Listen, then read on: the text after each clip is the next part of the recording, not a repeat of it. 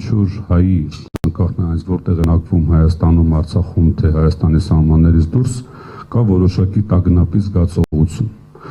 Տագնապը մի մասի մոտ տագնապը շատ մեծ է, մյուս մասի մոտ այն դեռևս շատ չի արտահայտվում, բայց տագնապը կա եւ դրա համար հիմք է հանդիսացել Հայաստանի նոր իշխանությունների վերջին 1.5 տարում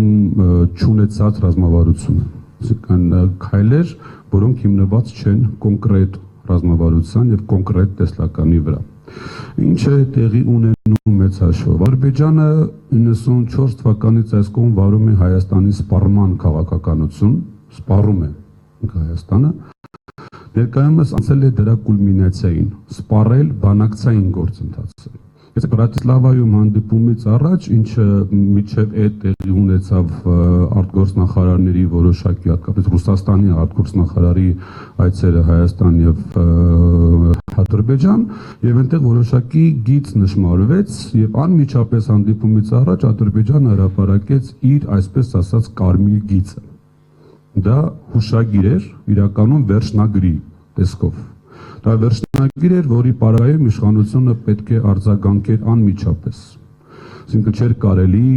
այդ հուշագրի վերջնագրի հրապարակումից հետո շարունակել բանակցություններ։ Ուղղակի բանակցություն չկա։ Եթե դա ձեր կարմիր գիծն է, ապա իշխանությունը պետք է արագ սահմանի իր կարմիր գիծը։ Այս տալու համար, որ մեր հետ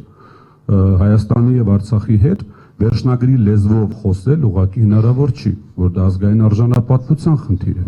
Մինչդեռ այսօրվա իշխանության մոտ ազգային արժանապատվության նշաձողը սահմանված է շեյխերի ջինսերով քաղաքապետարան մտնելու հարցին։ Իրական արժանապատվությունը գտնվում էր այստեղ։ Բանակցային process-ը սպառելու եւ պատերազմի լեգիտիմ հիմքեր ստեղծելու համար Ադրբեջանը փաստացի գնում է կոնկրետ քայլերի։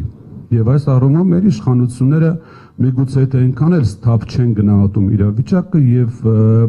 իրավիճակից թելադրված կոնկրետ քայլեր փաստացի չի իրականացվում։ Տեսեք, իրենք սահմանում են իրենց կարմիր գծերը, դա ինձ առանձնապես չի հետաքրում։ Այդ գծերը վաղուց է։ Ինձ անհանգստացնում է Հայաստանի կարմիր գծերի բացակայությունը։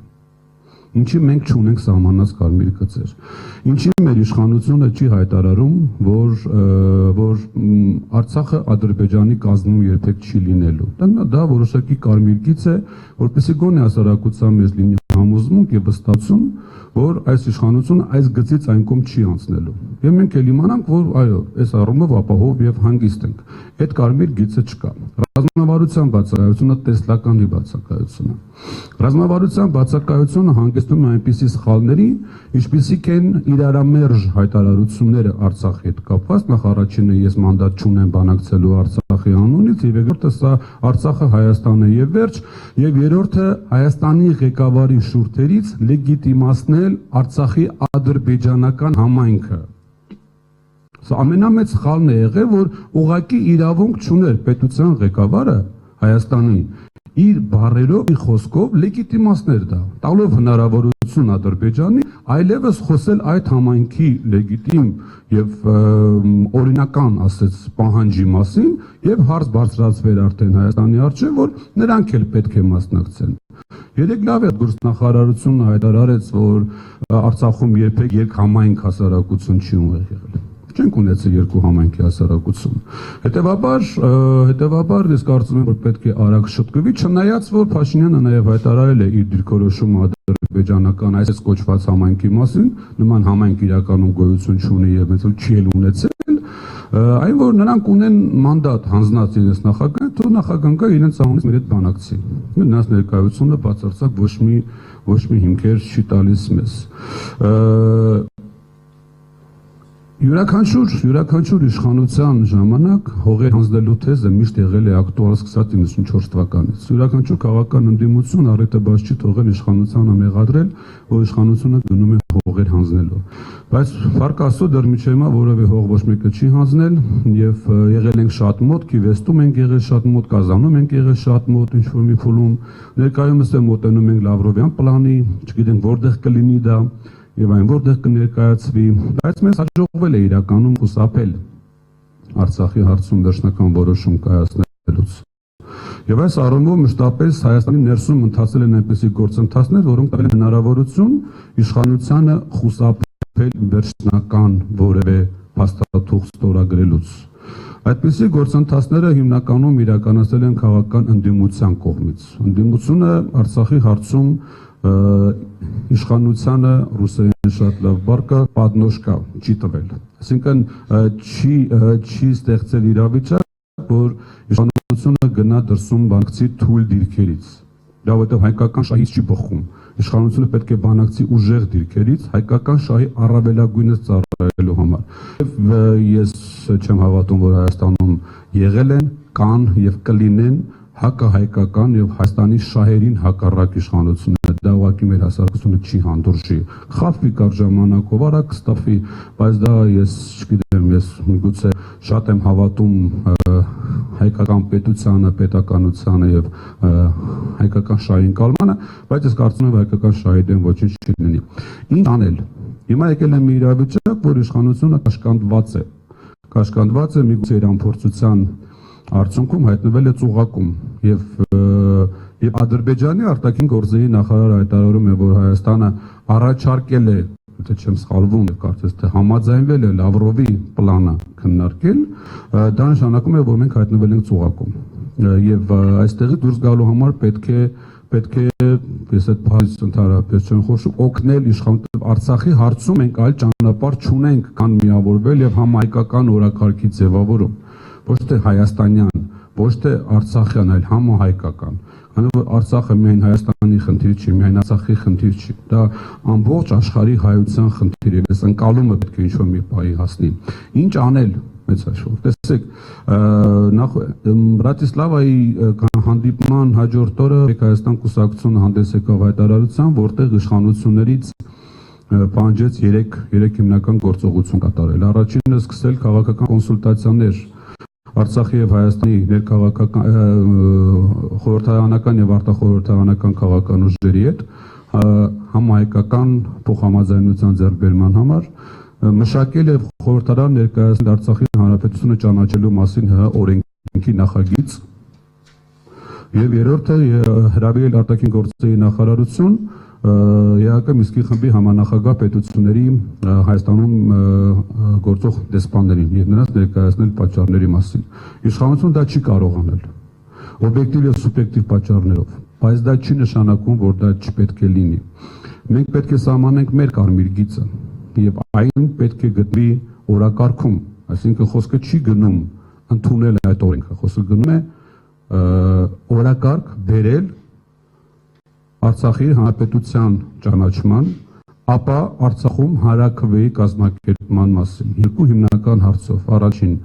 միանալ Հայաստանի հանրապետության կամ ստեղծել միացյալ հայկական պետություն։ Սա օրակարգ է, որը կարծում եմ պետք է բերի Հայաստանում խորհրդարանական եւ արտախորհրդարանական քաղաքական ուժերի փոխհամաձայնություն, տալով հնարավորություն իշխանությանը ինչ-որ մի պահի հիմնվելով այս գործընթացի վրա կասեցնել կամ թույլ չտալ հակահայկական որևէ պրոցես կամ վերջնական արդյունք։ Այս առումով ես կարծում եմ, որ գործելը արդեն եկել է գործելու ժամանակը եւ այդ օրենքի նախագիծը, որը որ պետք է մշակվի եւ ներկայացվի, այն պետք է դառնա հենման կետ, ինչպես ներքին քաղաքական, այնպես էլ արտաքին քաղաքական, այսինքն իշխանությունների կողմից բանակցությունների ժամանակ։ Ես անով երևի թե ավարտեմ, եթե կլինեն հարցեր, ուրախ կլինեմ պատասխանել։ Ես ունեմ հարց, դուք նշեցիք կարմիր գծերի մասին ու նաև ասացիք, որ որևէ իշխանության հակահայ լինելուն չեք հավատում։ Մենք չենք հիմնվում մեղավորության կանխավարկածի վրա, բայց կուզենայի օրինակ դուք նկարագրեիք այն կարմիր գծերը, որից հետո պետք է հասարակությունը այդ գնահատականը տա, որովհետև մեծ հաշվով Չարամի դիտավորությունը իր արդյունքների դեստրուկտիվության տեսանկյունից որևէ տարբերություն չունի, էլի մարդը գնաց Չարամի դիտավորության փողեր հանձնեց, թե իր ապաշնոր գործունեության արդյունքում բերեց մի արդյունքի, որը նույնն է, ինչ Չարամի դիտավորության դեպքում։ Որոնք են այն կարմիր գծերը, որից հետո հայ հասարակությունը, հայ քաղաքական իստեբլիշմենթը պետք է այդ գնահատականը տա ու իշխանություններին ասի կանգնիր։ Ու արդյոք մենք այդպիսի կարմիր գծեր արդեն իսկ չենք տեսնում։ Շնորհակալություն հարցի համար։ Ես նշեցի, որ այսօրվա իշխանությունը չի սահմանել կարմիր գծը, չի ասել, որ այդտեղից այն կողմ ես չեմ բանակցելու։ Մեզ համար կարմիր գիծը դա Արցախի հարցում ցանկացած հակահայկական վերջնական որոշման նախագծի արկայությունը, որը որ ուղիղ ցույց կտա, որ ընթացել է գործընթաց հայկական շահի դեմ։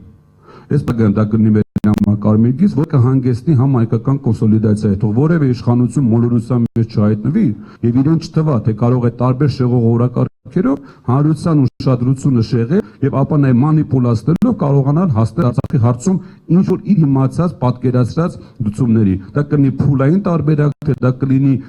իրենց կարծիքով ժողովուրդների բարեկամություն եւ այլն, դա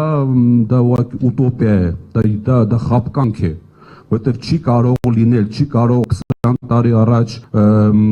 հային կացնահարած մարդուն հերոսացած պետությունը դառնալ բարեկամ պետություն, կամ եթե Ադրբեջանը իրականում անկեղծ է իր դիրքորոշման մեջ, ապա ինչն է խնդիրը, որ ուղիղ բանակցի հենց Արցախի հետ, թող նա նստի խոսա։ Չի ուզում, հասկանում եք, Հայաստանն էս պարագայում ուղղակի երաշխավոր է վարչային process-ի։ Մենք ընդհանրապես երաշխավորում ենք Արցախի ժողովրդի ինքնորոշման իրավունքի իրացումը, որը ճանաչման խնդիր չունի, դա միջազգային իրավունքի սկզբունք է։ Պետք չի որ մեկը ճանաչի, որ դա լինի իրական։ Դա պետք է պարտադրվի դրա իրագործումը։ Կարմիր գիծը մեր համար Հայաստանի եւ Արցախի շահերի դեմ ցանկացած վերջնական մեզ ներկայացված փաստաթղթի գոյությունն է։ Մյուսները գործընթացներ են։